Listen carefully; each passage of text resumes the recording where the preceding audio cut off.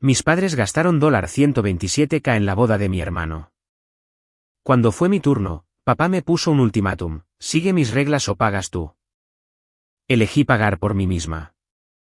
Pero al ver mi lista de invitados, por fin comprendieron lo que realmente habían perdido. Soy Valeria Castillo, tengo 29 años, y hace 3 semanas, me casé sin la presencia de mis padres.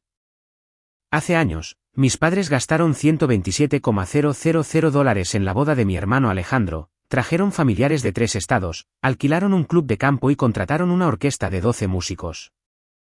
Pero cuando anuncié mi compromiso con Lucas Soto, un hombre que me ama más de lo que jamás creí posible, mi padre me miró a los ojos y dijo: sigue mis reglas o págala tú misma. Así que la pagué yo misma. Lo que mis padres no esperaban era quién aparecería en mi lista de invitados. Directores ejecutivos, socios de bufetes de abogados de primera línea, un ex senador, personas a las que ellos habían pasado toda su vida tratando de impresionar. Y cuando salió a la luz la verdad sobre su supuesto fondo para bodas, bueno, digamos que algunos secretos no permanecen enterrados para siempre. Mi nombre es Valeria Castillo. Soy contadora senior en una firma de consultoría financiera en Boston. Tengo una oficina en esquina con vista al puerto, un plan 401k que haría llorar de alegría a mi yo universitaria y exactamente 0 deudas. Les cuento esto no para presumir, sino porque es importante. Porque durante 29 años, mi familia me trató como si estuviera a una mala decisión de necesitar ser rescatada. Mis padres, Ricardo y Elena Castillo, viven en una casa colonial de 3 habitaciones en Worcester. Papá se retiró de la gerencia media en una empresa de manufactura hace 5 años. Mamá trabajó a tiempo parcial en administración hasta que estuve en la escuela secundaria, luego lo dejó. No son pobres, no son ricos. Tienen esa comodidad que viene con una hipoteca pagada y unas vacaciones en Florida cada 2 años. Mi hermano Alejandro es 4 años mayor que yo. El hijo de oro, mariscal de campo estrella en la escuela secundaria, título de negocios de UMass, gerente de ventas en una empresa de tecnología.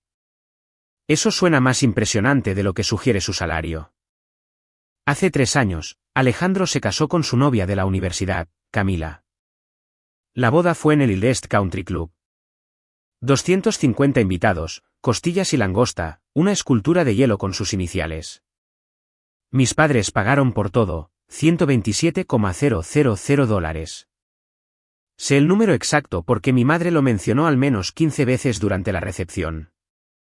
Ahorramos para esto desde que Alejandro nació, le dijo a cualquiera que quisiera escuchar, copa de champán en mano. Eso es lo que hacen los padres. Yo estaba en una esquina esa noche, con un vestido de dama de honor que no era de mi color, viendo a mi padre dar un brindis sobre la inversión en la familia. Y pensé, está bien, está bien. Cuando sea mi turno, las cosas serán diferentes. Ellos verán que yo también valgo la pena la inversión. Fui muy ingenua. Conocí a Lucas Soto en una conferencia de cumplimiento financiero hace 2 años.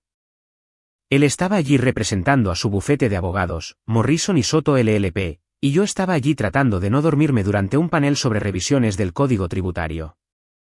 Él me vio bostezar. Yo lo vi reírse de mí por ello. Terminamos tomando un café, luego cenando, y de alguna manera hablando hasta que cerró el bar del hotel. Lucas tiene 32 años, socio en el bufete de su familia, mandíbula afilada, ojos amables, el tipo de confianza tranquila que proviene de nunca tener que demostrar nada a nadie. Pero aquí está lo que más amo de él. Escucha. Cuando hablo, él realmente me oye. Su familia es diferente a la mía. La primera vez que conocí a su madre, Isabelle, fue en su casa en Beacon Hill. Me puse mi mejor blazer, ensayé temas de conversación en el coche. Estaba aterrada. La casa era hermosa. Bella a la manera de dinero antiguo, con óleos y una biblioteca que olía a cuero e historia. Pero Isabelle abrió la puerta ella misma, vestida con un simple suéter de cachemira y sin maquillaje. Me abrazó antes de que pudiera siquiera presentarme. Lucas habla de ti constantemente, dijo. Siento que ya te conozco. La cena no fue de catering. Isabelle cocinó pollo asado con romero, verduras de un mercado de agricultores, una tarta de limón que había hecho esa tarde. Comimos en la cocina, no en el comedor formal, y ella me preguntó sobre mi trabajo, mis pasatiempos, mis sueños. Nadie en mi familia me había preguntado nunca sobre mis sueños. Cuando Lucas me llevó a casa esa noche, lloré en el asiento del pasajero. ¿Qué pasa?, preguntó alarmado. Nada, dije. Ese es el problema. No pasa nada. Tu familia es simplemente. Son tan amables. Él me apretó la mano. Ya te aman, Valeria. Eres familia ahora. No sabía cuánto significaría eso hasta más tarde. Lucas me propuso matrimonio un jueves por la noche en octubre. Nada extravagante, solo nosotros dos en la azotea de nuestro restaurante favorito, las luces de la ciudad brillando abajo, el anillo de su abuela en una caja de terciopelo. Dije que sí antes de que terminara la pregunta. A la mañana siguiente, llamé a mis padres. Me temblaban las manos. A pesar de todo, a pesar de todos los años de ser ignorada, todavía quería que se alegraran por mí. Mamá, papá, tengo noticias, dije. Lucas me propuso matrimonio. Estamos comprometidos. Hubo una pausa. Luego mi madre chilló. Literalmente chilló. Y la escuché llamar a mi padre. Ricardo, Valeria se casa. Por un momento hermoso, sentí que las cosas podrían ser diferentes. Mi madre preguntó por el anillo. Mi padre preguntó por el trabajo de Lucas. Sonaban orgullosos. Te apoyaremos, cariño, dijo mi madre, igual que hicimos con Alejandro. Ayudaremos con la boda. Esa noche, me envió un correo electrónico. Todavía lo tengo. Le tomé una captura de pantalla en el momento en que llegó porque algo en mí, un instinto que no quería reconocer, me dijo que podría necesitar pruebas algún día. El correo electrónico decía: Valeria, tu padre y yo lo discutimos. Queremos contribuir con $100,000 para tu boda, tal como prometimos cuando eras pequeña. Estamos muy felices por ti. Con amor, mamá. $100,000 por escrito, con sello de tiempo. Me senté en mi escritorio en mi oficina de la esquina mirando ese correo electrónico y me permití creer. Me permití pensar que tal vez había estado equivocada todos esos años. Tal vez sí me valoraban igual que a Alejandro. Tal vez había sido demasiado sensible, demasiado rápida para notar desaires que realmente no estaban allí. Esa creencia duró exactamente 3 semanas. Jessica Torres ha sido mi mejor amiga desde el primer año de universidad. También es la planificadora de bodas más talentosa de Nueva Inglaterra, propietaria de Elegant Affairs con una lista de clientes que incluye multimillonarios de la tecnología y dinastías de dinero antiguo. Pero la conocí cuando era una joven de 22 años sin dinero, con un sueño y sin capital inicial. ¿Recuerdas cuándo te presté ese dinero?, le pregunté durante el almuerzo la semana después de mi compromiso. Ella se rió, dejando su vaso de agua con gas. Estábamos en un café en Back Bay, rodeadas de mujeres con bufandas de Hermès y hombres en trajes a medida. Jessica encajaba perfectamente. Tenía ese tipo de pulcritud sin esfuerzo que hacía que la gente asumiera que siempre había tenido dinero. Valeria, me diste $15,000 sin intereses y me dijiste que te los pagara cuando quisiera. Eso no es un préstamo. Eso es un salvavidas. Bueno, dije, estoy cobrando mi favor. Necesito una planificadora de bodas. Sus ojos se iluminaron. Finalmente. He estado esperando este momento durante 2 años. Cuéntame todo. Tema, lugar, número de invitados. Le conté la visión que Lucas y yo habíamos discutido, íntima, elegante, sin niños, tal vez 80 invitados. Una ceremonia al aire libre en un viñedo en Napa donde la familia de Lucas tenía conexiones. Sin niños, repitió Jessica, asintiendo. Inteligente. Nada arruina una ceremonia como un niño gritando durante los votos. Pero dudó. Tu familia es bastante tradicional, ¿verdad? Eso podría ser un problema. Agité la mano. Ellos entenderán. Mis padres quieren que esto sea especial. Mamá ya me envió un correo electrónico sobre contribuir al presupuesto. Jessica me miró con algo parecido a lástima. Valeria, He estado haciendo esto durante 8 años. Familias tradicionales y bodas sin niños. Esa combinación casi nunca sale bien. Debería haberla escuchado. La cena fue idea de mi padre. Ven el domingo, dijo por teléfono. Tu madre está haciendo estofado de ternera. Discutiremos los planes de la boda. Llevé a Lucas. Llevaba una camisa de botones y su sonrisa más diplomática. El comedor de mis padres no había cambiado desde que era niña. El mismo papel tapiz descolorido, la misma luz fluorescente zumbando, la misma foto enmarcada de los días de gloria futbolística de Alejandro en la pared. Pasamos los aperitivos antes de que mi padre se aclarara la garganta. Le hemos dado muchas vueltas, dijo, sacando un trozo de papel doblado del bolsillo de su camisa. Y hemos elaborado algunas pautas para la boda. ¿Pautas? Realmente las llamó pautas.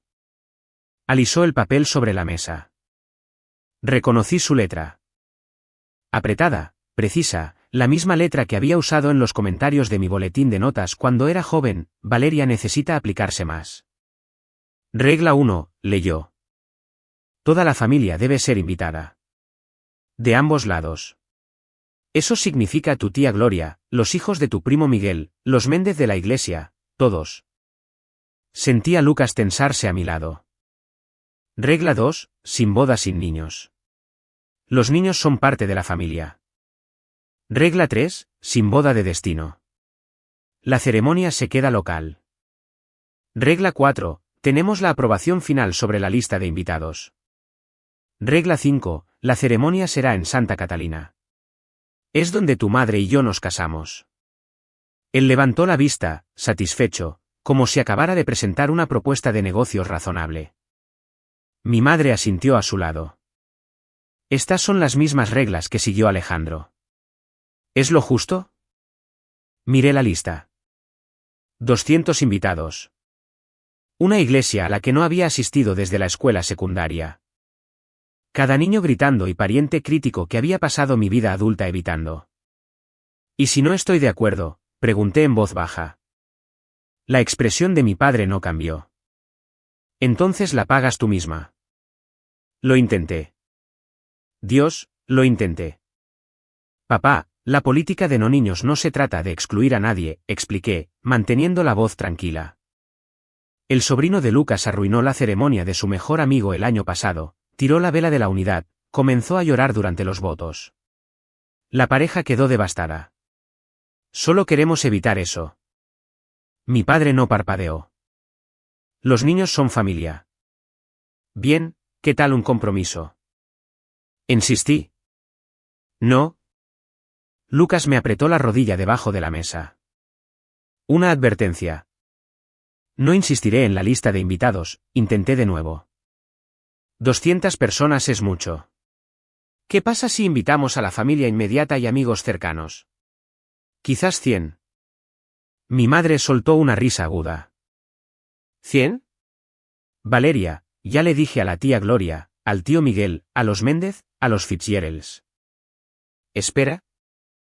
La miré fijamente. ¿Ya les dijiste? Tuvo la decencia de parecer ligeramente incómoda. Bueno, sí. Cuando anunciaste el compromiso, la gente preguntó. No podía simplemente no decir nada. Invitaste a personas a mi boda sin preguntarme. No las invité. Solo mencioné. Elena les dijo que recibirían invitaciones, interrumpió mi padre. Lo cual harán. Eso no es negociable. Me recosté en mi silla. La luz fluorescente zumbaba por encima. La mano de Lucas todavía estaba en mi rodilla, su agarre más fuerte ahora. Mi madre ya estaba planeando una lista de invitados que no me había consultado. Había hecho promesas en mi nombre a personas que apenas conocía. Y mi padre había escrito reglas escritas reales, para mi propia boda. Alejandro no tuvo que seguir estas reglas, dije en voz baja. El rostro de mi padre se endureció. Alejandro no trató de excluir a la familia. Pero eso no era cierto, y ambos lo sabíamos. Llamé a Alejandro esa noche desde el coche de Lucas. La lluvia empañaba el parabrisas, difuminando las luces de la calle en manchas doradas. ¿Puedes hablar con ellos?, pregunté. Tal vez si explicas que las bodas sin niños son normales ahora. ¿Te escucharían? Alejandro suspiró. El sonido de un partido de baloncesto sonaba de fondo. Siempre tenía deportes puestos. Valeria, vamos. ¿Sabes cómo son? Son chapados a la antigua. Lo sé, pero te respetan. Si tú les dijeras. Mira, su voz bajó. Sabes, mamá y papá tenían un fondo separado para mí, ¿verdad? Desde que era niño. No tuve que seguir ninguna regla porque nunca hubo ninguna duda sobre qué tipo de boda tendría. Apreté el teléfono con más fuerza. ¿Qué quieres decir con fondo separado? Una pausa. Demasiado larga. Alejandro, ¿qué fondo? Pensé que lo sabías. Sonó genuinamente sorprendido. Mamá me lo dijo hace años. Papá apartó dinero para mí cuando nací. Algún tipo de cuenta de inversión para mi futuro. Pago inicial de la casa, boda, lo que sea. ¿Y yo? Apartaron uno para mí. Silencio. Alejandro. No lo sé, Valeria. Su voz ahora era incómoda. Quiero decir, papá siempre dijo. ¿Sabes cómo es? A la antigua. Imaginó que te casarías con alguien que se encargaría de esas cosas, que la familia del marido pagaría la boda. Eso es justo lo que él creía. La lluvia golpeaba con más fuerza. Lucas me observaba desde el asiento del conductor, la preocupación grabada en su rostro. Así que nunca hubo un fondo para mí, dije secamente. Los $100,000 que mamá prometió. En realidad no tienen intención de darlos. No sé. Tal vez, Valeria. No estoy tratando de... Está bien, dije. Gracias por ser honesto. Colgué y me quedé mirando la lluvia. 29 años. 29 años pensando que era parte de la misma familia, el mismo amor, el mismo futuro. Ahora lo entendía. Nunca lo fui. Mi padre llamó al día siguiente. Sin saludo, sin preámbulo. Necesito tu decisión, Valeria. Las reglas se mantienen. Acéptalas o déjalas. Estaba en mi escritorio revisando informes trimestrales. Mi oficina en la esquina, mi vista al puerto, la vida que había construido completamente por mi cuenta. Tengo una pregunta primero, dije. ¿Le diste a Alejandro estas mismas reglas? ¿Le exigiste que invitara a 200 personas? ¿Demandaste la aprobación final de su lista de invitados? ¿Amenazaste con retirar los fondos si no cumplía? Alejandro entendió los valores familiares. Eso no es una respuesta. La voz de mi padre se volvió fría. Alejandro es mi hijo. Estás siguiendo con el apellido familiar. Te estás casando con otra familia. Los Sotos serán tu familia ahora. Así es como funciona. Ahí estaba. Finalmente, la verdad que nunca había dicho en voz alta. Así que, como soy la hija, valgo menos. Yo no dije eso. No tenías que hacerlo.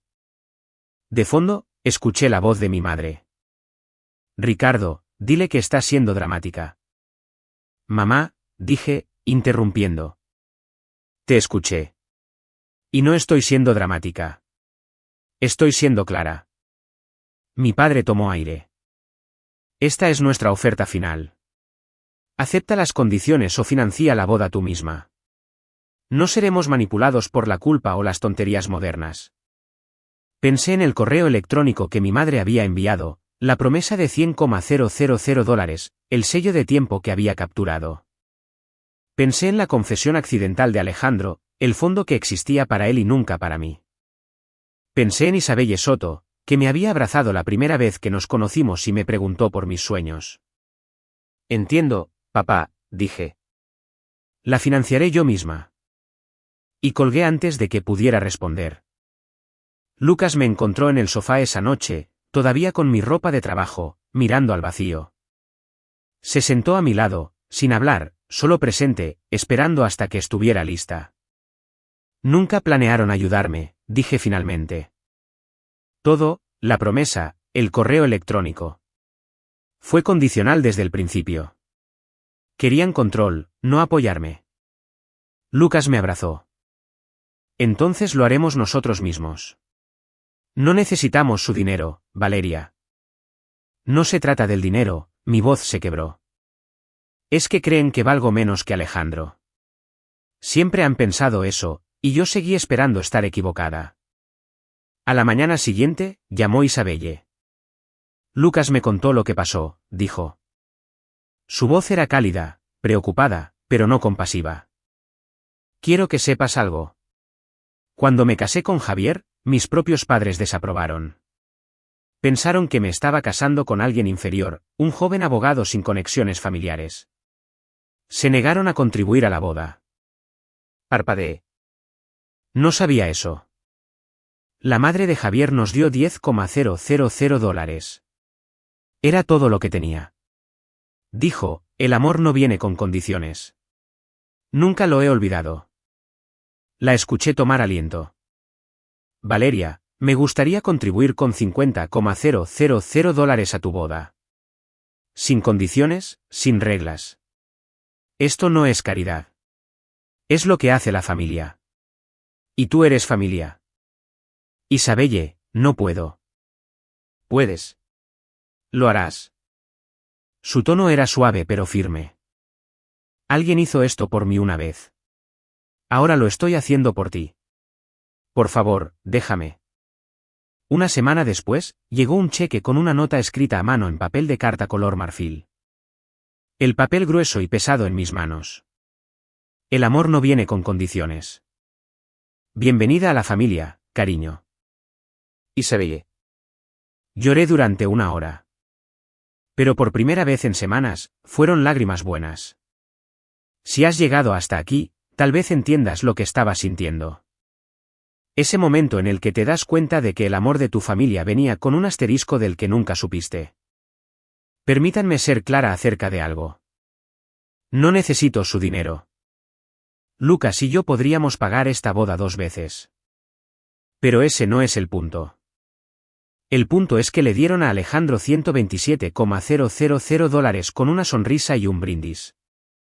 Y a mí me ofrecen condiciones y ultimátums.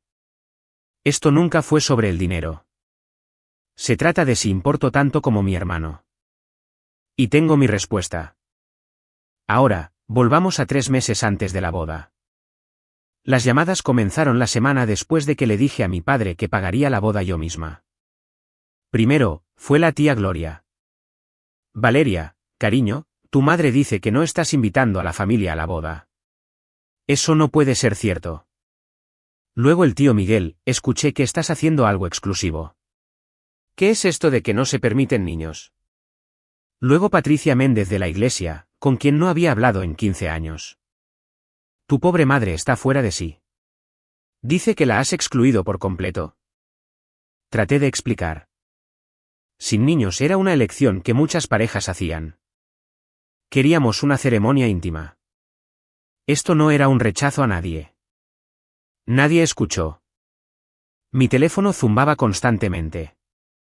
Llamadas perdidas, mensajes de voz, mensajes de texto de primos con los que apenas había hablado desde la infancia, todos con el mismo tema: ¿cómo pudiste hacerle esto a tus padres? Luego mi madre publicó en Facebook. No me nombró directamente. No tuvo que hacerlo. Me rompe el corazón cuando los hijos olvidan todo lo que sus padres sacrificaron por ellos. Dimos todo y así es como se nos paga. Se agradecen las oraciones. En una hora, tenía 47 comentarios. Parientes que no había visto en décadas ofreciendo simpatía. Amigos de mi madre de la iglesia expresando conmoción. Una prima comentando: lo siento mucho, tía Elena. Algunos niños simplemente no entienden los valores familiares. Me senté en mi oficina, con el teléfono en la mano, viendo las notificaciones. Mi madre había convertido mi boda en un referéndum público sobre mi carácter. Se había hecho la víctima antes de que yo enviara una sola invitación. Lucas me encontró deslizando los comentarios a medianoche. Apágalo, dijo suavemente. Están actuando. Esto no se trata de ti. Se trata de que ellos parezcan mártires. Tenía razón. Sabía que tenía razón, pero aún así dolía. Mi madre apareció en mi oficina un martes. Yo estaba en una reunión cuando mi asistente, Sofía, golpeó la puerta de cristal, con el rostro de disculpa. Hay una mujer en la recepción. Dice que es tu madre. Está armando un escándalo. Me excusé y caminé hacia el vestíbulo. Mi madre estaba parada en el mostrador de recepción, con pañuelos apretados en la mano, el rímel manchando sus mejillas. 3 de mis colegas se habían detenido a mirar desde el pasillo. Mamá, ¿qué estás haciendo aquí? Valeria. Me agarró del brazo. Necesitamos hablar, por favor. Te lo ruego. La recepcionista, Sofía, que solo llevaba 3 meses en la empresa, nos miraba con los ojos muy abiertos. Hablemos en la sala de conferencias, dije en voz baja. La conduje por el pasillo, pasando las oficinas con paredes de cristal, sintiendo cada par de ojos en mi espalda. Los tacones de mi madre resonaban contra el suelo de mármol. Todavía estaba llorando, lágrimas teatrales, del tipo que venían fácilmente y se secaban rápido. Cerré la puerta de la sala de conferencias. Necesitas cambiar de opinión, dijo de inmediato. Las lágrimas se habían detenido. Esto ha ido demasiado lejos. Tu padre no puede dormir. Yo no puedo comer. Estás destrozando a esta familia. Mamá, publicaste sobre mí en Facebook. Llamaste a todos mis parientes y les dijiste. Porque me dejaste sin otra opción, su voz se elevó. No se estás avergonzando. Todo el mundo sabe sobre esta ridícula regla de no niños. La gente está haciendo preguntas. Entonces diles la verdad. Diles que me ofreciste dinero condicional con una lista de demandas, y yo rechacé. Sus ojos se entrecerraron. Esa es una forma muy egoísta de verlo. Por favor, vete, dije. No voy a discutir esto en mi lugar de trabajo. Sostuve la puerta abierta. Ella recogió su bolso, su abrigo. En el umbral, se giró. Te arrepentirás de esto, Valeria. Graba mis palabras. El correo electrónico de mi padre llegó ese viernes. Asunto, palabras finales. Lo abrí en mi escritorio, el café enfriándose a mi lado. El mensaje era largo. 3 párrafos completos de quejas que había escuchado, variaciones de toda mi vida. Enumeró cada sacrificio que habían hecho por mí, los aparatos ortopédicos cuando tenía 12 años, el seguro del coche que habían pagado durante la universidad, la vez que condujeron 4 horas para verme graduar. Como si asistir a la graduación de su hija fuera un acto extraordinario de generosidad en lugar de una expectativa parental básica. Luego vino el párrafo final. Has dejado clara tu elección. Has elegido a Lucas y a su rica familia por encima de las personas que te criaron. Si esa es tu decisión, entonces hemos terminado. No esperes que nos presentemos y pretendamos que todo está bien. Si procedes con esta boda sin seguir nuestras condiciones, no asistiremos y puedes olvidarte de formar parte de esta familia. Lo leí 2 veces, luego se lo reenvié a Lucas y a su amigo Mateo, un abogado de derecho de familia en el bufete. Guarda esto, dijo Mateo cuando me llamó 1 hora después. Probablemente no lo necesites para nada legal, pero la documentación importa. Si esto alguna vez se convierte en una situación de, él dijo, ella dijo, sobre quién cortó a quién, tienes el sello de tiempo. Imprimí el correo electrónico. Lo puse en una carpeta de manila etiquetada documentación familiar. La misma carpeta donde había guardado la promesa original de $100,000 de mi madre. 2 correos electrónicos, 2 sellos de tiempo, uno prometiendo apoyo, otro amenazando con el abandono. La brecha entre ellos contaba toda la historia de mi familia mejor de lo que yo podría. Esa noche, Lucas me abrazó mientras miraba el techo. ¿Qué quieres hacer?, preguntó. Quiero tener nuestra boda, dije. A nuestra manera, y quiero dejar de fingir que alguna vez cambiarán. Escribí la respuesta a las 2 de la mañana. Lucas dormía a mi lado, un brazo sobre mi cintura. El dormitorio estaba oscuro excepto por el brillo de la pantalla de mi portátil. Papá. He leído tu correo electrónico. Entiendo tu posición y respeto tu derecho a tomar tus propias decisiones. La boda procederá según lo planeado. Tú y mamá son bienvenidos a asistir como invitados. No habrá roles especiales, ni discursos, ni asientos reservados para los padres de la novia, pero son bienvenidos. No estoy haciendo esto para hacerles daño. Lo estoy haciendo porque me he dado cuenta de que aceptar sus condiciones significaría comenzar mi matrimonio abandonando mis propios límites. No puedo hacer eso. Espero que reconsideren. Espero que elijan ser parte de este día, incluso si no es bajo sus términos. Pero no rogaré. Con amor. Valeria. Le di a enviar. Su respuesta llegó 10 minutos después. Debió haber estado despierto también. Si no podemos ser tratados como tus padres, no estaremos allí. Esta es tu elección, no la nuestra. Recuerda eso. Cerré el portátil. En la oscuridad, sentí el peso de lo que acababa de hacer. Había trazado una línea. Me había negado a cruzarla. Y mis padres se habían marchado. Lucas se agitó a mi lado. Oye, murmuró. Les dije que podían venir como invitados. Sin trato especial. Dijeron que no. Me acercó más. Lo siento. No lo estés. Me sorprendió descubrir que no estaba llorando. No lo siento. Estoy triste, pero no lo siento. Había algo casi pacífico en ello. La finalidad. No más esperanza. No más preguntarme si esta vez sería diferente. Habían tomado su decisión. Ahora yo tomaría la mía. Las semanas que siguieron fueron las más difíciles. Me despertaba a las 3 de la mañana, con el corazón acelerado, la mente acelerada con dudas. ¿Y si estoy equivocada? ¿Y si soy la villana en esta historia? ¿Y si estoy destruyendo a mi familia por una lista de invitados? Mis parientes habían dejado de llamar en su mayoría. El silencio era peor que la presión. Había sido excomulgada, al parecer, sin un anuncio formal. Perdí 3 kilos. Lucas comenzó a hacerme batidos porque no podía tragar comida sólida antes del mediodía. Una noche, me encontré en el baño llorando tan fuerte que no podía respirar mientras Lucas esperaba al otro lado de la puerta, impotente. No sé si estoy haciendo lo correcto, jadeé. Seguí pensando en los buenos recuerdos. ¿Existían? Deben haber existido. Mi padre enseñándome a montar en bicicleta. Mi madre trenzándome el pelo antes de la escuela. El reloj que mi padre me dio en la graduación. Un Seiko delgado de oro que todavía guardaba en su caja de terciopelo en mi cómoda. Nunca lo usaba, pero tampoco podía tirarlo. ¿Estaba siendo egoísta? ¿Estaba castigando a mis padres por no amarme de la manera que yo quería ser amada?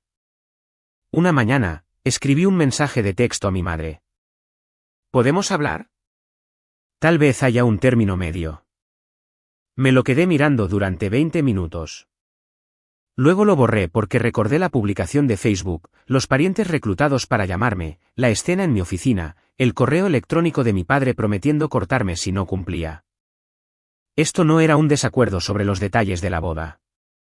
Esto era una lucha de poder.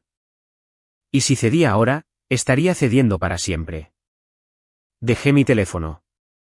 Fui a trabajar. Seguí adelante. Alejandro me envió un mensaje de texto un domingo. ¿Podemos vernos? ¿Qué fe? Quiero ayudar. Casi dije que no. Pero una parte de mí, la parte que todavía recordaba a mi hermano mayor dejándome ir con él a los recreativos cuando éramos niños, quería creer que lo decía en serio. Nos reunimos en un café cerca de Fenwa. Alejandro ya estaba allí cuando llegué, con un polo arrugado y bebiendo un café solo. Parecía cansado. Su brillo de hijo de oro se había desvanecido en el camino. Hola, se puso de pie para abrazarme. Gracias por venir. Nos sentamos. Él jugueteó con su taza de café. Mira, dijo, mamá y papá están sufriendo mucho. Sienten que los has abandonado. ¿Te enviaron ellos aquí? No respondió, lo cual fue respuesta suficiente. Alejandro, no abandoné a nadie. Papá me envió un correo electrónico diciendo que si no sigo sus reglas, estoy fuera de la familia. Dije que les daría la bienvenida como invitados. Se negaron. Tal vez podrías ceder un poco. ¿Sabes cómo son? Son chapados a la antigua. Si tan solo invitaras a la tía Gloria y a algunos primos. Alejandro, me incliné hacia adelante. Déjame preguntarte algo. Cuando te casaste, ¿te dieron una lista de requisitos? Amenazaron con retirar los fondos si no cumplías. Él desvió la mirada. No, respondí por él. No lo hicieron porque tú eres el hijo y yo soy solo la hija que se supone que debe estar agradecida por las migajas que recibe. Alejandro se movió incómodamente. Eso no es justo. Tal vez no, pero es cierto. Terminó su café en silencio. Cuando se levantó para irse, hizo una pausa. Espero que sepas lo que estás haciendo, Valeria, porque una vez que quemas este puente, no hay vuelta atrás. Lo vi alejarse. No se equivocaba. Pero el puente ya estaba en llamas. Yo simplemente no había sido quien encendió la cerilla.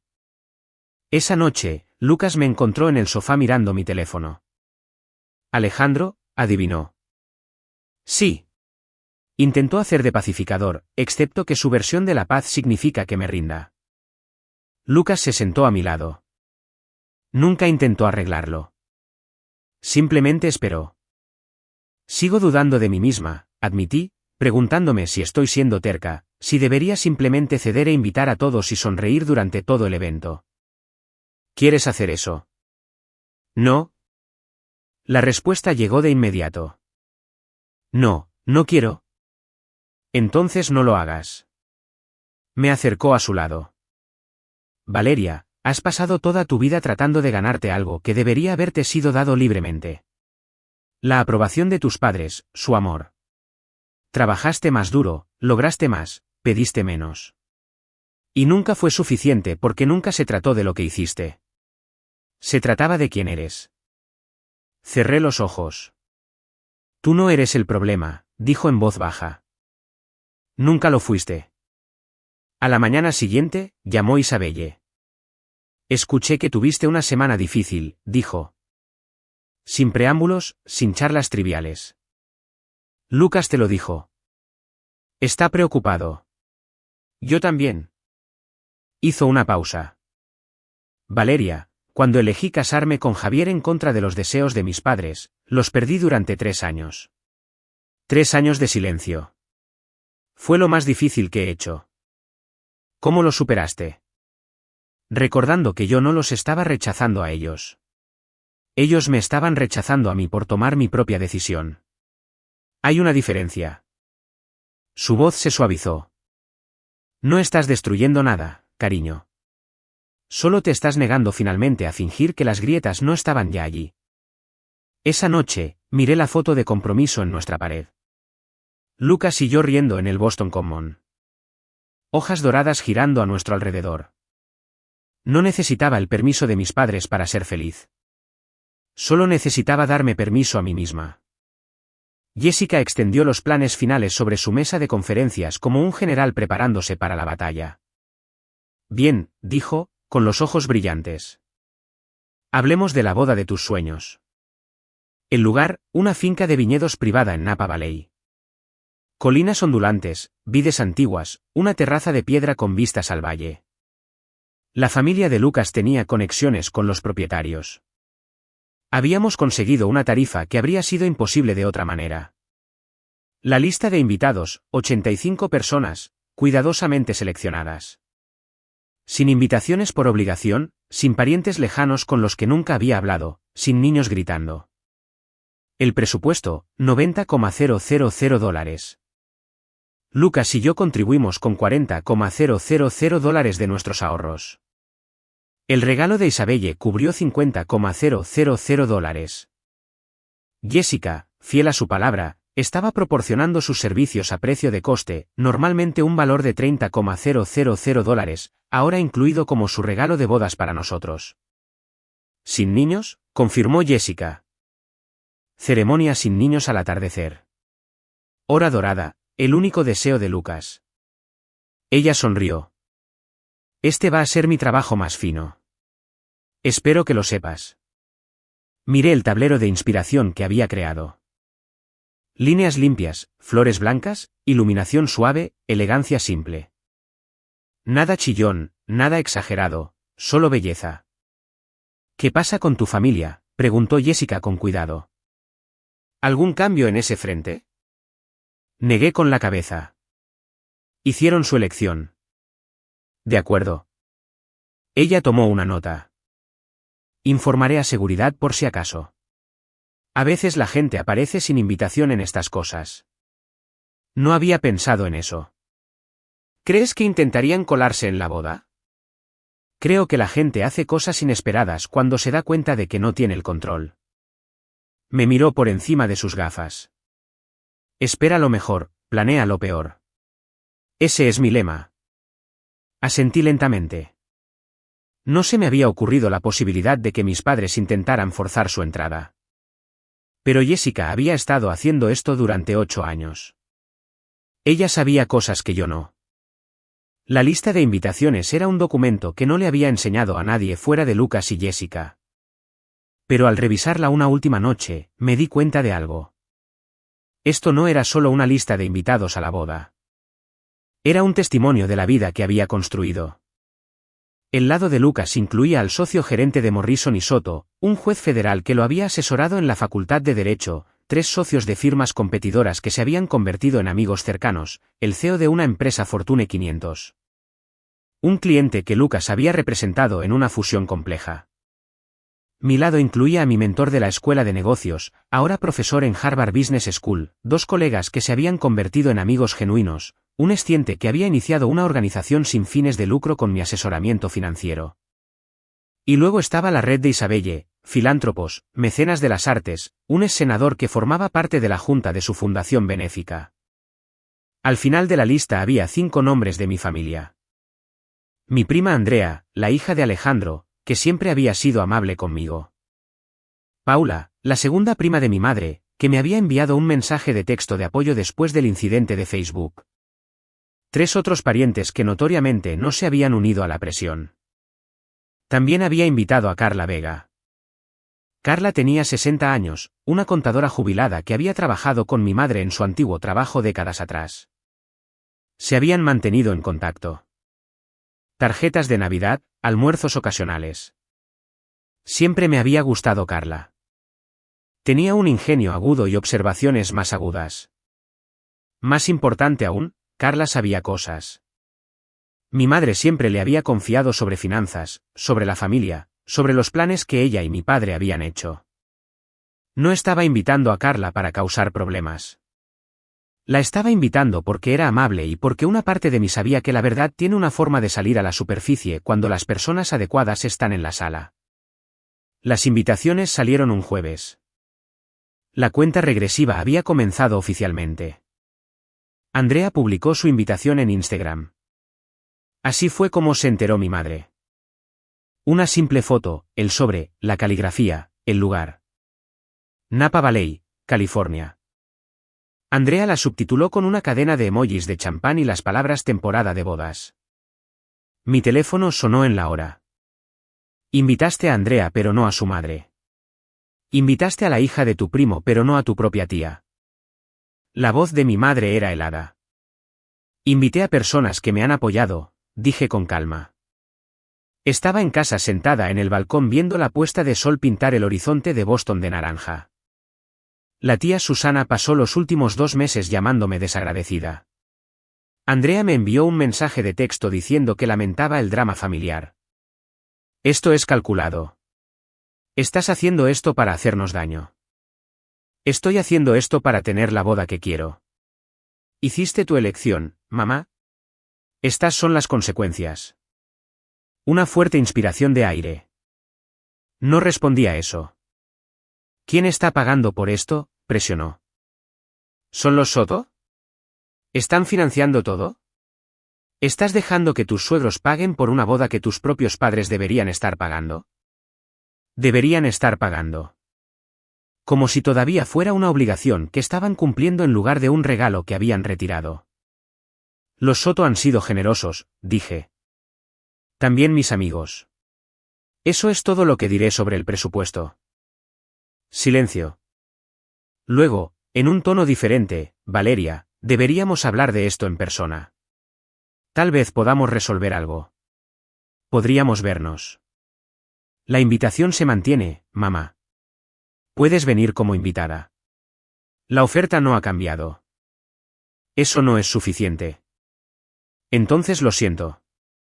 Colgué, pero la llamada me había dicho algo importante.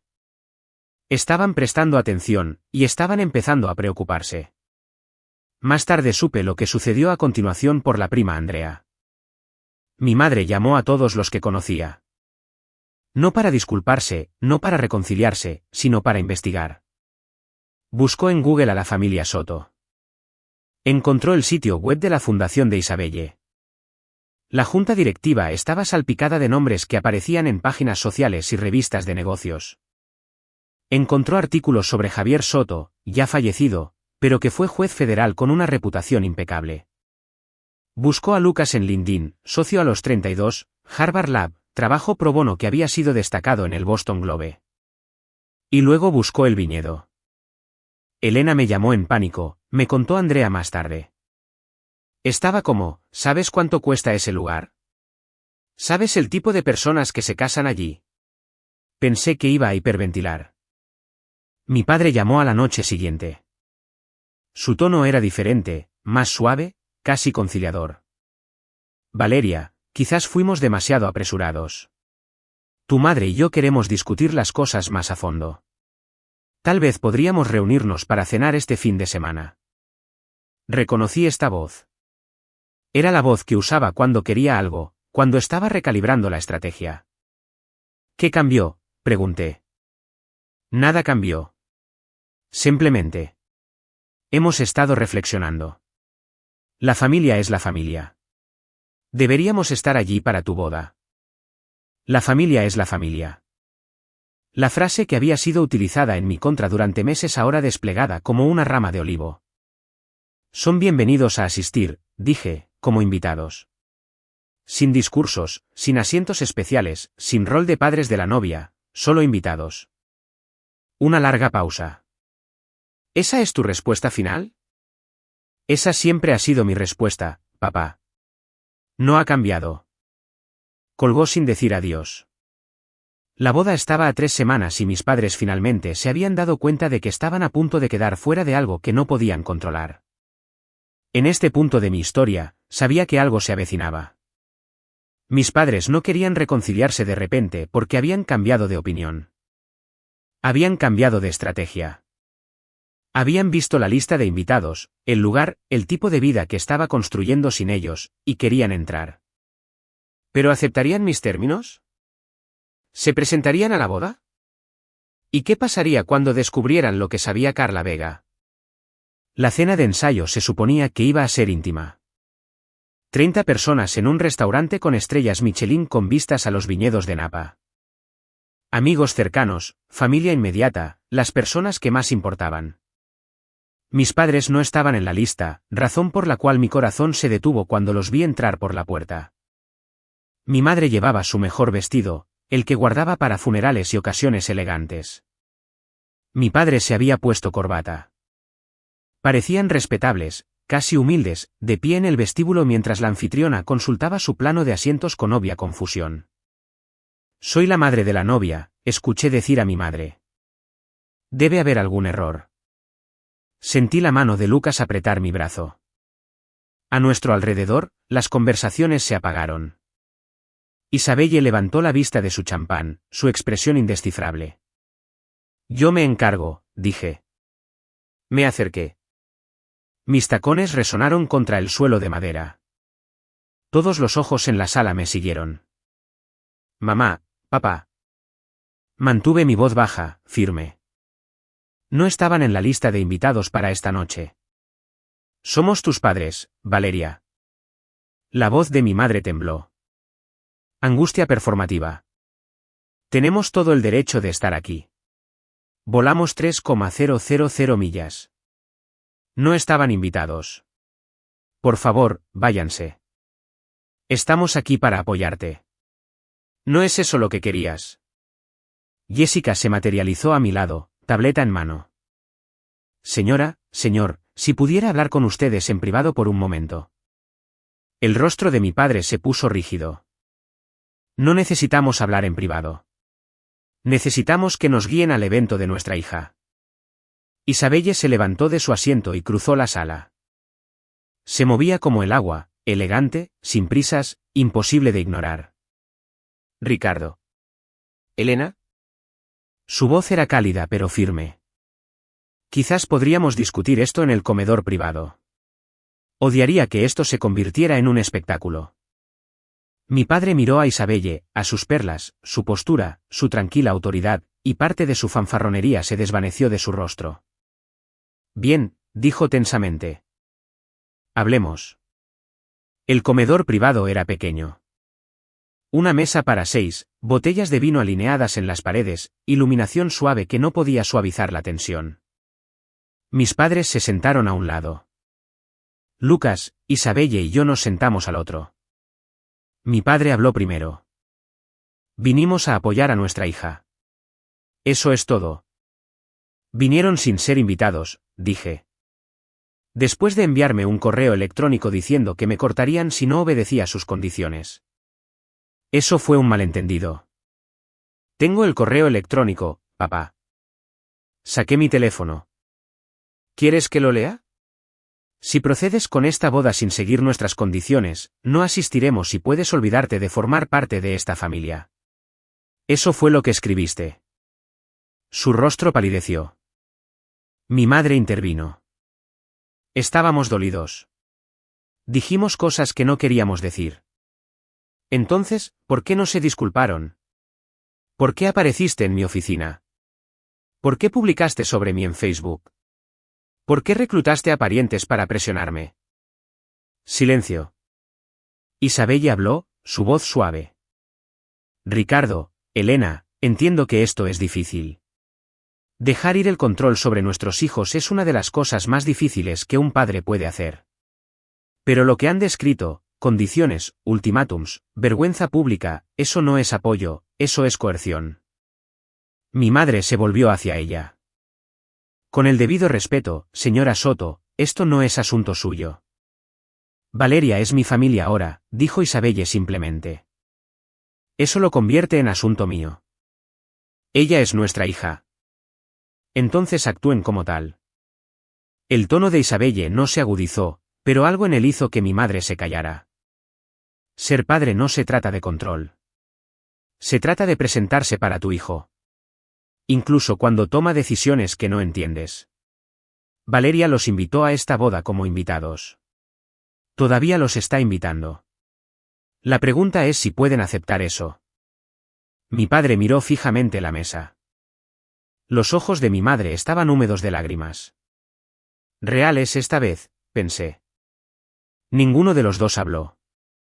Finalmente, mi padre se puso de pie. No seremos humillados de esta manera, dijo. Si no podemos ser reconocidos como sus padres, no jugaremos a fingir. Nadie les está pidiendo que finjan, papá.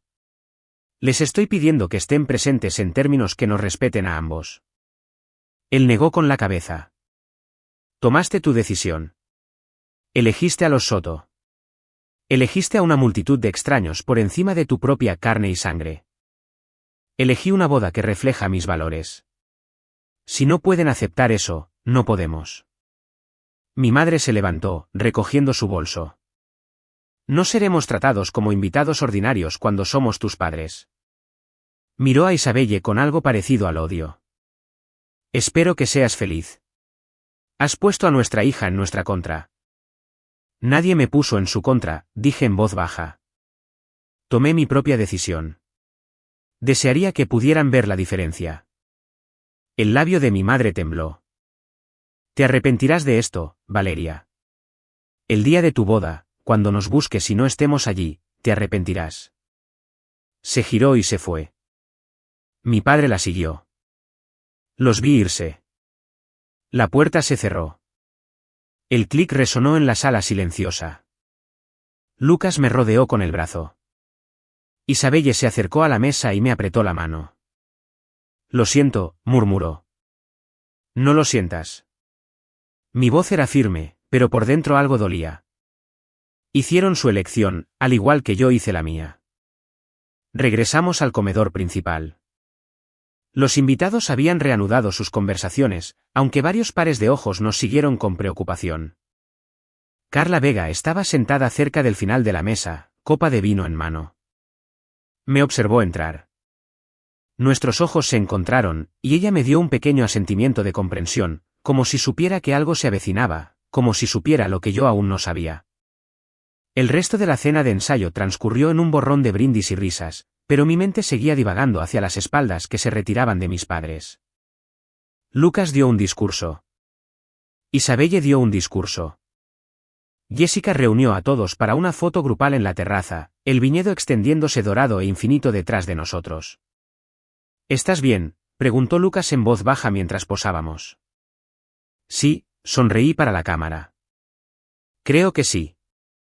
Más tarde esa noche, a solas en nuestra habitación en el resort, miré al techo mientras Lucas dormía. Pensé en lo que mi madre había dicho, te arrepentirás de esto. Pero yo ya sabía la verdad. Me arrepentiría si se mantenían alejados. Me arrepentiría si venían y armaban un escándalo. Me arrepentiría sin importar qué, porque no había una versión de la historia en la que todos obtuvieran lo que querían. Lo único que podía controlar era si me arrepentía de mis propias decisiones. Y no lo hice. Ni de los límites que había establecido. Ni de la lista de invitados que había hecho. Ni de la boda que había planeado con Lucas y nuestra familia real, la que habíamos elegido. Mi teléfono zumbó en la mesita de noche. Un mensaje de texto de Andrea. Dios mío. Tu mamá acaba de llamar a mi mamá. Está furiosa. Sigue diciendo, espera a que se enteren. ¿Enterarse de qué? Me quedé mirando el mensaje. ¿Enterarse de qué? ¿Qué podría pensar mi madre que sabía que cambiaría algo? Escribí una respuesta. Ni idea, pero gracias por avisar. Dejé el teléfono. Mañana era el día de mi boda. Lo que mi madre pensara que le quedaba por jugar, lo manejaría mañana. Esta noche, solo quería dormir. Por primera vez en meses, realmente pude. Me desperté el día de mi boda con el sol entrando por las cortinas y el sonido distante de alguien descorchando champán. Jessica apareció con su equipo a las 8 de la mañana en punto. Estilista, maquilladora, una mujer cuyo único trabajo era aparentemente planchar mi vestido hasta que estuviera literalmente perfecto. Hoy es tu día, dijo Jessica, entregándome una mimosa. Lo que sea que haya pasado ayer, olvídalo. Hoy se trata de ti y de Lucas. Dejé que me atendieran. El vestido era de Monique Louier, un regalo de Isabelle, engañosamente simple de la manera en que solo las cosas verdaderamente caras pueden ser. Encaje francés, forro de seda, una cola que susurraba por el suelo. A las 4 de la tarde, me paré en la puerta de la suite nupcial y me miré en el espejo. La mujer que me devolvía la mirada era alguien que casi no reconocía. No por el maquillaje o el vestido, sino por la expresión en sus ojos. Tranquila, segura, lista. La ceremonia fue a las 5 de la tarde, 85 invitados reunidos en la terraza de piedra mientras el sol comenzaba su descenso hacia las colinas del viñedo. Rosas blancas bordeaban el pasillo. Un cuarteto de cuerda tocaba algo suave y melancólico. Lucas me esperaba bajo una pérgola de madera cubierta de vegetación y luces de hadas. Cuando me vio, sus ojos se iluminaron con lágrimas. Caminé por el pasillo sola. Ningún padre que me entregara. No le había pedido a nadie que llenara ese papel. No necesitaba ser entregada. Me estaba entregando a mí misma por mi propia voluntad al hombre que amaba. En la primera fila, había dejado 2 sillas vacías, los asientos de mis padres. Estaban vacíos. Y mientras tomaba las manos de Lucas y lo miraba a los ojos, me di cuenta de algo. Ya no estaba triste. Estaba libre. La recepción fue hermosa. Cena bajo las estrellas. Luces de hadas colgadas sobre las largas mesas. Vino de la propia bodega del viñedo fluyendo libremente. Estaba bailando con Isabelle cuando Andrea me encontró. Valeria. Me tiró del codo. Necesitas escuchar esto. Carla Vega acaba de decirme algo loco. Me excusé y seguí a Andrea a un rincón tranquilo del jardín. Carla estaba allí, copa de vino en mano, con aspecto preocupado. Siento sacar esto a relucir el día de tu boda, dijo Carla. Pero he estado dándole vueltas a esto durante horas y me está carcomiendo. ¿Qué es? Carla tomó aliento. Tu madre y yo trabajamos juntas durante 15 años. Éramos cercanas. Me contó cosas sobre dinero, sobre planes familiares. Hace unos años, me habló de un fondo, una cuenta de ahorros que ella y tu padre habían creado cuando los niños eran pequeños para las bodas de los hijos. Mi estómago dio un vuelco. Me dijo la cantidad, continuó Carla. $150,000. Dijo que habían estado añadiendo dinero desde que Alejandro era un niño pequeño. 50 para la universidad, 100 para las bodas. Dividido en partes iguales. Dividido en partes iguales. Mi voz era apenas un susurro. Eso es lo que dijo. $75,000 para cada uno de los dos hijos. Carla negó con la cabeza. Pero luego escuché lo que ha estado sucediendo. Como pagaron más de 100.000 por la boda de Alejandro y te dijeron que no había ningún fondo. Y pensé, eso no puede ser correcto. Me apoyé en un enrejado, mi corazón latiendo. $150,000 divididos en partes iguales. Eso era lo que mi madre le había dicho a Carla. Pero Alejandro había recibido $127,000 y yo no había recibido nada. Lo siento mucho, Valeria, dijo Carla suavemente. Pensé que debería saberlo. No se lo dije a nadie más. No de inmediato. Pero Carla lo hizo. No creo que tuviera la intención de causar problemas. Simplemente estaba siendo Carla, honesta hasta la médula, el tipo de persona que no puede dejar que la hipocresía permanezca sin ser desafiada. Y cuando regresó a la mesa y la tía Paula preguntó por qué se veía tan seria, Carla se lo contó. La palabra se extendió como vino derramándose sobre un mantel blanco. Para cuando estaba cortando el pastel con Lucas, noté los susurros. Los invitados se apiñaban en pequeños grupos, mirándome con una mezcla de simpatía y asombro. Andrea estaba en su teléfono enviando mensajes de texto furiosamente. Algo está pasando, murmuró Lucas. Lo sé. Capté fragmentos de conversación mientras nos movíamos entre la multitud. $150,000. Se lo dijo a Carla hace años. Y le dieron todo a Alejandro. Con razón no vinieron. Mateo, el socio de Lucas, se acercó a nosotros.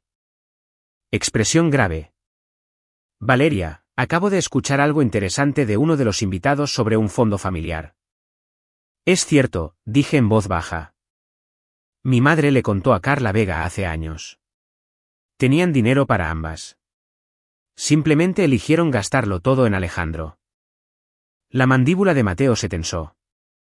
Y tuvieron el descaro de poner condiciones para darte algo. La verdad que yo había sospechado, que Alejandro había confirmado accidentalmente, ahora se estaba extendiendo por la boda como la pólvora. Y yo no había hecho nada para que sucediera. No los había expuesto. No los había confrontado. Simplemente invité a Carla Vega a mi boda. La misma Carla en la que mi madre había confiado secretos familiares. La misma Carla que creía que la verdad nunca debía ocultarse. A veces, la justicia no requiere venganza. A veces solo tienes que quitarte de en medio y dejar que la verdad haga su trabajo. A 3,000 millas de distancia, el teléfono de mis padres estaba sonando. Me enteré de esto más tarde por Andrea, que había llamado a su madre, que había llamado a mi madre inmediatamente después de escuchar la historia de Carla. Es cierto, exigió la tía Susana. ¿Realmente tenían 150,000 dólares ahorrados? ¿Le diste todo a Alejandro y nada a Valeria? Me dicen que mi madre intentó mentir. Carla lo malinterpretó. No fue así. Elena, Carla es una contadora certificada. Recordó los números. Te recordó presumiendo sobre el fondo en el almuerzo hace 10 años. Era nuestro dinero. Teníamos derecho a decidir. Tenías derecho a mentirle a tu hija, a fingir que no había nada cuando había mucho. Mi padre tomó el teléfono, intentó usar su voz severa. Este es un asunto familiar privado. ¿Privado?, se rió la tía Susana. Lo hiciste público cuando pusiste la historia de sollozos de Elena en Facebook delante de todos. Lo hiciste público cuando llamaste a todos los parientes para quejarse de las elecciones de Valeria. Y ahora te han atrapado, Ricardo. Todo el mundo lo sabe. Las llamadas siguieron llegando. El tío Miguel, la prima Paula, incluso la propia Carla, llamando para decir que esperaba no haber causado demasiados problemas, pero que no podía quedarse callada cuando sabía la verdad. Mientras tanto, yo bailaba con mi marido bajo las estrellas. Todavía no sabía sobre las llamadas telefónicas. No sabía que mi madre estaba llorando en su sala de estar en Massachusetts mientras yo me reía de los brindis en Napa Valley. Solo sabía que era feliz.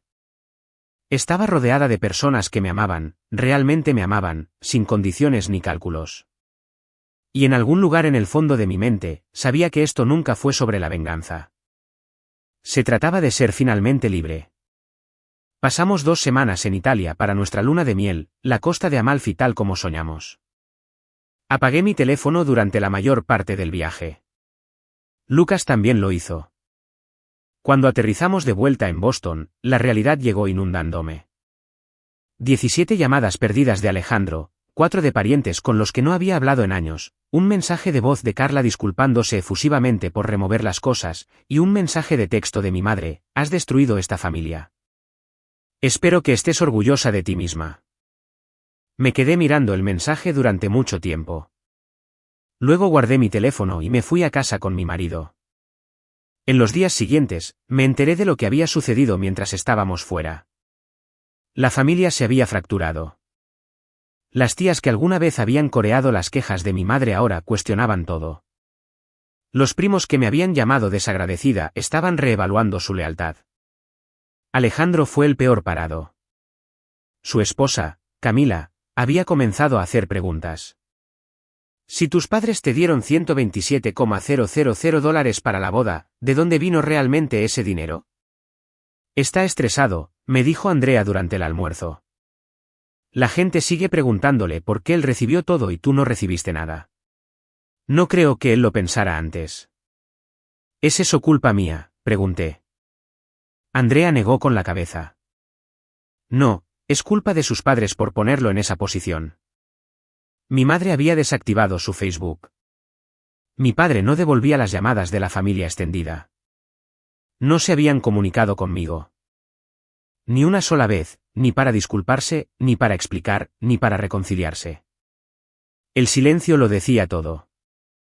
Y por mucho que doliera, porque todavía dolía, probablemente siempre dolería un poco, yo estaba bien. Había construido una nueva vida. Había elegido a mi propia familia. Y finalmente era libre. Pasaron los meses. El escándalo, porque en eso se había convertido, al menos dentro de la familia Castillo extendida, se desvaneció gradualmente en un silencio incómodo. La gente dejó de hablar de ello directamente, pero el conocimiento perduró como el humo. Mis padres perdieron su posición como los ancianos de la familia que daban consejos en vacaciones y mediaban disputas. La gente dejó de llamarlos. El matrimonio de Alejandro se encontró con aguas turbulentas. Escuché a través de Andrea que Camila había comenzado a cuestionar muchas cosas. No solo el dinero de la boda, sino el patrón de favoritismo, las expectativas, la dinámica familiar que nunca había examinado antes. No estaba feliz por nada de eso. Sé que puede ser difícil de creer.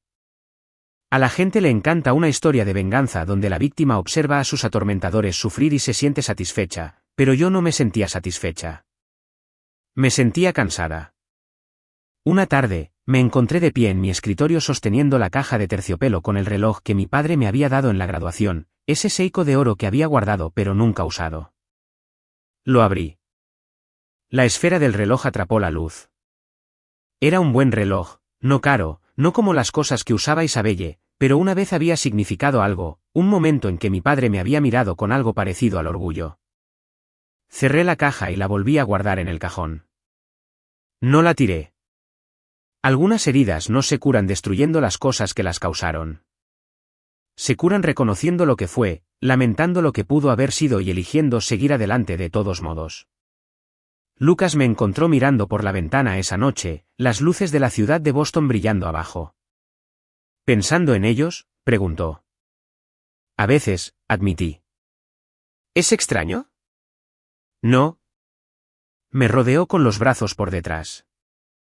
Siguen siendo tus padres. Eso no desaparece. No, estuve de acuerdo. No desaparece. No sé si mis padres cambiarán alguna vez. Una parte de mí todavía espera que lo hagan. Una parte de mí ha aceptado que no lo harán. Lo que sé con certeza es esto. Pasé 29 años tratando de ganarme algo que debería haberme sido dado libremente. Amor, aceptación, el simple reconocimiento de que valía tanto como mi hermano. Me doblegué en formas tratando de complacerlos. Me hice pequeña. Acepté condiciones, ultimátums y crueldades casuales porque pensé que así era como funcionaban las familias. Me costó perderlos para darme cuenta de que nunca los había tenido de verdad. No de la manera que quería, no de la manera que merecía. Pero aquí está la cosa sobre construir tu propia familia. Puedes elegir. Lucas me eligió. Isabelle me eligió. Jessica me eligió. Carla Vega a su manera me eligió al negarse a permitir que las mentiras se mantuvieran. Y yo me elegí a mí misma. Ese es el verdadero final de esta historia. No la venganza, no el triunfo, ni siquiera la justicia realmente, solo la libertad. La libertad de establecer límites y hacerlos cumplir. La libertad de amar a las personas que te aman sin asteriscos. La libertad de caminar por un pasillo sola porque no necesitas ser entregada.